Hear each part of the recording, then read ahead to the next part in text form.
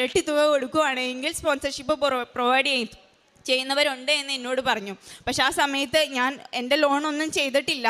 ഇനി അത്രയും പൈസ തന്നെ ഞാൻ ഉണ്ടാക്കുകയും ചെയ്യണം. എൻ്റെ മുന്നിൽ വേറെ ഒരു വഴിയും ഇല്ലായിരുന്നു. ഞാൻ പറഞ്ഞു, ചേച്ചി ചേട്ടൻ എന്നെക്കൊണ്ട് ഇത് പറ്റത്തില്ല, എൻ്റെ കയ്യിൽ ഇനി അടയ്ക്കാനും പൈസ ഇല്ല എന്ന് പറഞ്ഞു. ആ ചേട്ടൻ എന്നെ പിറ്റേ ദിവസം തന്നെ തിരിച്ചു വിളിച്ചു. മോളെ, ഇങ്ങനെ ഒരു ഇതുണ്ട്, നീ അവിടെ പോയി നോക്കുക എന്ന് പറഞ്ഞു. അങ്ങനെ ആ ചേട്ടൻ എന്നെ വേറൊരു ഫ്രണ്ട് വഴി ആ പുള്ളി എന്നെ 2 ഇൻ്റർവ്യൂവിന് ആ ദിവസം തന്നെ കൊണ്ടുപോയി. ഞാൻ അവിടെ ഇൻ്റർവ്യൂ അറ്റൻഡ് ചെയ്തു. പോകുന്ന വഴികളിലെല്ലാം പ്രത്യക്ഷീകരണ പ്രാർത്ഥനയും ധ്യാനങ്ങളും സാക്ഷ്യങ്ങളും കണ്ടിന്യൂസ്. അവരെന്നോട് വർത്തമാനം പറഞ്ഞുകൊണ്ടിരിക്കുന്ന സമയത്ത് തന്നെ ഞാൻ ഇതൊക്കെ കണ്ടിന്യൂസ് ചെയ്തുകൊണ്ടായിരുന്നു പോയിക്കൊണ്ടിരുന്നത്. രാപ്പകലില്ലാതെ ഭക്ഷണം പോലും കഴിക്കാതെ ഞാൻ ഒരു ദിവസം നിരവധി ധ്യാനങ്ങളും സാക്ഷ്യങ്ങളും കണ്ടിന്യൂസ് ഫോണിൽ തന്നെ ഇത് തന്നെയായിരുന്നു. എൻ്റെ കയ്യിൽ വേറൊരു വഴിയില്ല. ആരെ വിളിക്കണമെന്നറിയില്ല, എങ്ങോട്ട് പോകണമെന്നറിയില്ല, ഇനി എന്താ അടുത്തതെന്ന് ഒന്നും എനിക്കറിയില്ല. ആ കൂടെ ആ ഫോണും ഉണ്ടായിരുന്നു. പിന്നെ എൻ്റെ കയ്യിൽ ആ കൂടെ അവശേഷിച്ചുകൊണ്ടിരുന്നത് ഒരു കൊന്തയായിരുന്നു.